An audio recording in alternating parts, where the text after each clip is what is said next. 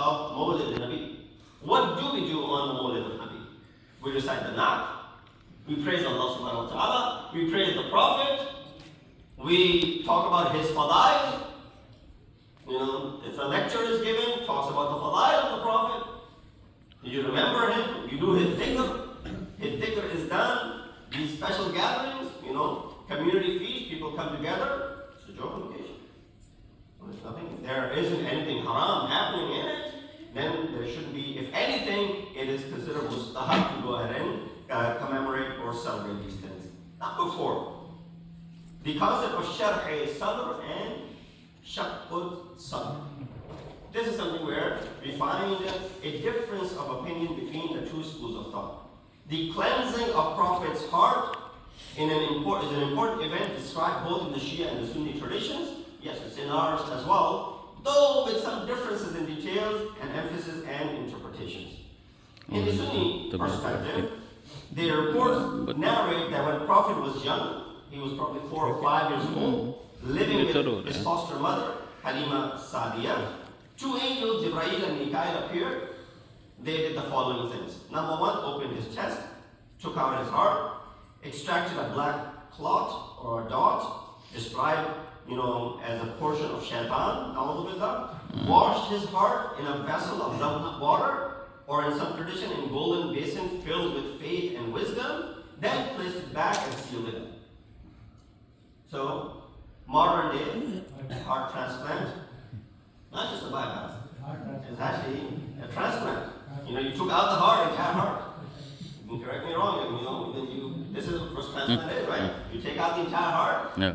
If you're putting the same one back, it's still, but you're putting another one back in. So, that's what it was done. Purpose, the Sunnis interpret this as a literal event demonstrating divine purification of Rasulullah. Meaning he needed to be purified after being sent into this world. Meaning he didn't come pure from the time of his birth. He had to be purified later on, ensuring his absolute purity and protection from shaitan, so that shaitan cannot penetrate him. And some Sunni scholars also emphasize it as a symbolic of preparing him for the future prophet, so that he will become Rasul and Nabi later on. They consider that he will become Nabi later on. What is our belief? That he was Nabi from the birth. Kuntu Nabiyan wa Adam bain al-amai wa tin. So he was Nabi before the birth. The Risalat was given to him. That's the distinction, right? Risalat was given to him when he turned 40 years old. That's the distinction that we have. Now, look at the Shia perspective. Shia sources generally affirm that the Prophet was born pure and infallible. Masoon. Masoon min al-khata, and sins. Free of sins and untouched by shaitan. Thus that the angels removed a portion of shaitan is usually not emphasized in our ahadith. Why? Because it contradicts the ayat of Quran. And what happens when a hadith contradicts an ayat of Quran? You discard that hadith. What is the ayat of Quran that I'm referring to? Shaitan, when he was kicked out by Allah subhanahu wa ta'ala, he said what? I will go ahead and I will go ahead and misguide all of them. إِلَّا إِبَادَكَ مِنْهُمْ قَالَ فَبِإِزَّتِكَ لَأُغْوِيَنَّهُمْ أَجْمَعِينَ. By God, I will go ahead and misguide every single one. I will penetrate into their hearts and I will go ahead and deviate them from the path. إِلَّا إِبَادَكَ مِنْهُمُ الْمُخْلِصِينَ. Except those mukhlis servant of yours whom I have no access to. Yeah, the Quran, when you look into the tafsir, these ibaduk al-mukhlisun refer to anbiya. It refers to those who are infallible, and Rasul and Nabi that were sent by Allah subhanahu wa ta'ala. They were pure from the very beginning. Shaitan is even acknowledging the fact in this ayat of Quran that I don't have access to anbiya. They are free from any sort of inhiraf and deviation. Allahumma salli ala Muhammad wa ala Muhammad. In behalf, we have another Shia companions narrate angels attended to the Prophet in childhood, but interpret the event as a symbolic purification and a strengthening of his heart rather than a literal removal of evil. Alam nashrah لك صدرك. If you look at this ayat and you look at the tafsir of it, the event is mentioned in our tafsir as well. But not in a surgical manner, rather in a symbolic manner that they came, and this was something which Allah subhanahu wa ta'ala conveyed the message to the Prophet. Alam nashrah laka sadrak. Have we not expanded your chest? Meaning what? Expansion of chest should not be taken in literal sense. Expansion of chest is something which should be taken figuratively, meaning what? When someone has a broader chest, meaning they are filled with ilm and knowledge and wisdom. Allah subhanahu wa ta'ala filled the chest of Rasulullah with ilm and wisdom and knowledge, and hence this is what being said in chapter number 4, verses 1 and 2. Imam Ja'far al-Sadiq, Allahumma salli ala Muhammad wa ali. Allah created the Prophet's heart and the hearts of Imams filled with faith, wisdom, and light. Thus no trace of shaitan was ever in them. Not a single trace of shaitan was ever in them. And then, of course, the other ayat of Quran talk about it as well. Surah Jumma, you will hear Surah Jumma as well. وَالَّذِي بَعَثَ فِي الْأُمِّيِّينَ رَسُولًا مِّنْهُمْ يَتْلُو عَلَيْهِمْ آيَاتِهِ. You say, فَيُزَكِّيهِمْ. Someone who's there to purify others. He himself is in need of purification. I can negate this ayat with another ayat of Quran which says, أَفَمَنْ يَهْدِي إِلَى الْحَقِّ أَحَقُّ أَنْ يُتَّبَعَ أَمَّنْ لَا يَهْدِي إِلَّا أَنْ يُهْدَى فَمَا لَكُمْ كَيْفَ تَحْكُمُونَ. He says, the one, is he more worthy of being followed? The one who has already been guided, or the one who needs guidance? Should you go ahead and follow that person? What is wrong with that? How do you go ahead and judge? In other words, Allah is saying, you follow someone who's already have been given the guidance, not that later on they need to be purified and they need to be given this sort of guidance. So a miraculous confirmation of his purity witnessed by others, symbolic expression of God's protection and perfecting his spiritual capacity. Physical cleansing of the heart would not cure the roots of deviation. Otherwise, all of us will make an appointment with the heart specialist today. That we have some, of course, all of us have rust on our hearts. We're not infallible. We have made mistakes, and we consider heart to be that place which causes these desires to come about on our minds and to govern our actions. So what are we going to do? We're all going to make an appointment with our specialist, go there so they can take our hearts out and clean it and put it back in there so that we will have that cleansing of the heart. So what did you, Muhammad? Allahumma salli ala Muhammad wa ali. Another matter of contention is the first revelation. Right? These aren't new things. Many of you have already heard. First revelation that Rasulullah receives. In the Sunni view, this is in Sahih Bukhari, Kitab Badi al-Wahi, Hadith number 3. It's a lengthy hadith, but the gist of it is when Rasulullah was on his retreat to Hira, the cave of Hira, angel appeared to him. Rasulullah was frightened, and right away, before he saw the angel, in his dream he had already seen. فَكَانَ لَا يَرَى رُؤْيًا إِلَّا جَاءَتْ مِثْلَهَا. He's already seen this in a dream, so he would be prepared for it. This is what it says. And then he eventually saw what he saw in his dream. That angel appeared to him. And when he appeared to him, he was by himself. He asked him, اقرأ. قال ما أنا بقارئ. I don't know how to read.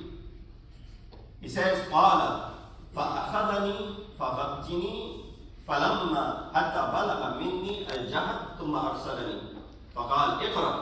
قلت ما أنا بقارئ. فأخذني فغطني الثانية. Then he grabbed me again next time. Squeeze me حتى بلغ مني الجهد until, if I can translate freely, I was crying with the voices were coming. If you squeeze someone tightly, what happens? The grunts will come out. So he said, until the grunts were coming out. Then he squeezed me the third time. ثم أرسلني فقال اقرأ باسم ربك الذي خلق. So the fact that Rasulullah says, Ma ana biqari'in is translated as, I don't know how to read. There's a difference between saying, I don't know how to read, or saying, I don't know what to read. You come up to someone and you say, can you recite? I say, yes, I know how to read. But what is it that you want me to read? Can you recite Qasida Burda Sharif? No, I don't know how to read that. Can you recite something in Chinese? No, I don't know how to read that. Can you recite something in Arabic? Yes, I can recite that for you as long as it's written in front of me. Right? There's a difference between the two. In one, you're saying that the person doesn't know how to read. He's illiterate.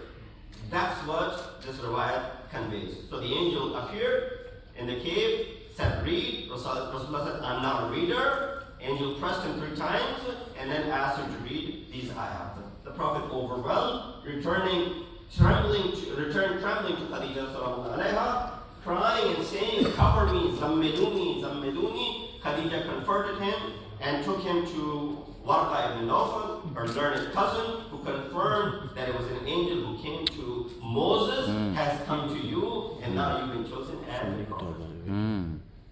So yeah, no, Warqa, no, because Christianity predates Islam, and he's heard and he's read this in his book, so he was knowledgeable about it. So you will take the testimony of a Christian, but you will not take the testimony of Rasulullah, who said that I have already been chosen. I knew all of this all along. Allah subhanahu wa ta'ala sent me prior to my birth. The way you and I in Allah's, the Pagham of Allah or the covenant of Allah was taken from you and I, you think it was not taken from Rasulullah.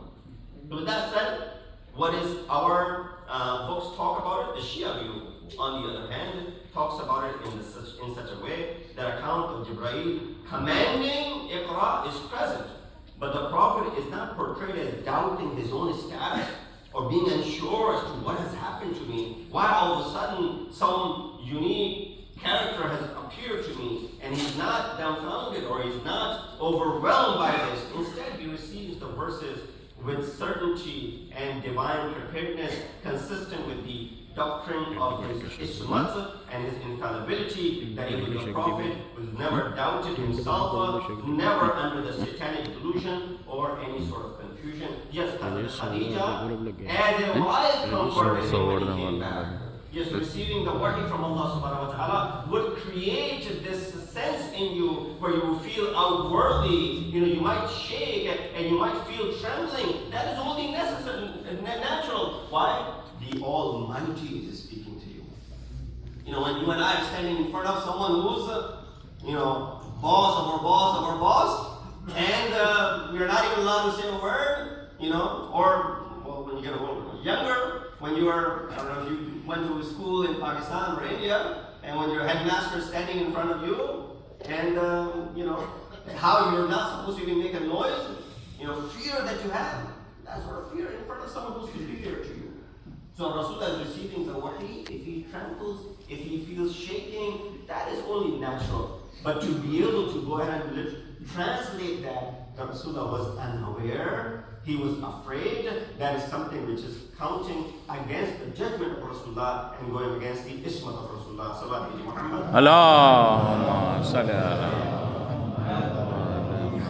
So of course, I did not recite the entire account of what the Shia perspective is. I'll stop over here. But quickly, in Surah Taha, because Warqa ibn Nawfal's riwayat is very prominent in this Sunni tradition, and he gave the reference of Hazrat Musa alayhi salam.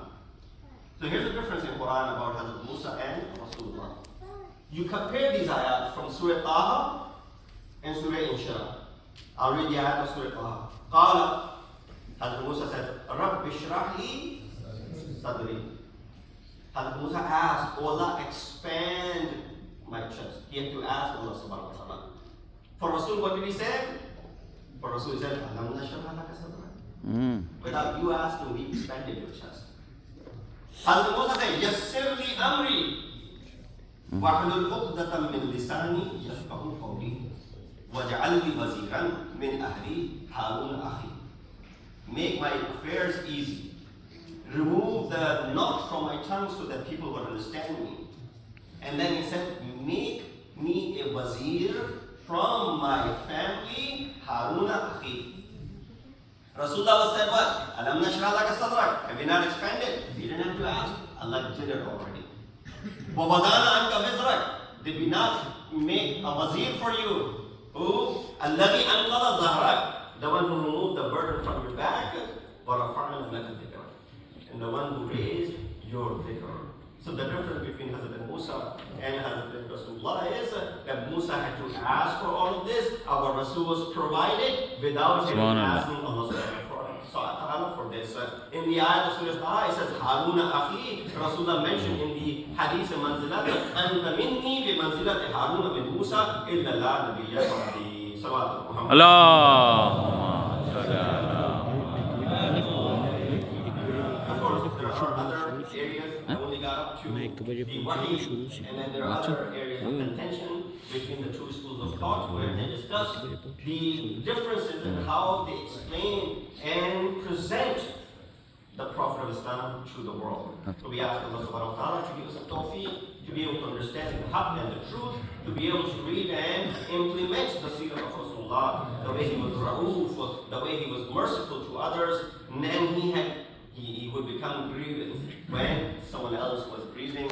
That's the kirdar that Rasulullah Sirah teaches us in that hadith. وَأَبْلَغَ الْمُوِدَةِ كِتَابُ اللَّهِ أَعُوذُ بِاللَّهِ مِنَ الشَّيْطَانِ الرَّجِيمِ بِسْمِ اللَّهِ الرَّحْمَنِ الرَّحِيمِ الْعَصْرِ إِنَّ الْإِنسَانَ لَفِي خُسْرٍ إِلَّا الَّذِينَ آمَنُوا وَعَمِلُوا الصَّالِحَاتِ وَتَوَاصَوْا بِالْحَقِّ وَتَوَاصَوْا بِالصَّبْرِ.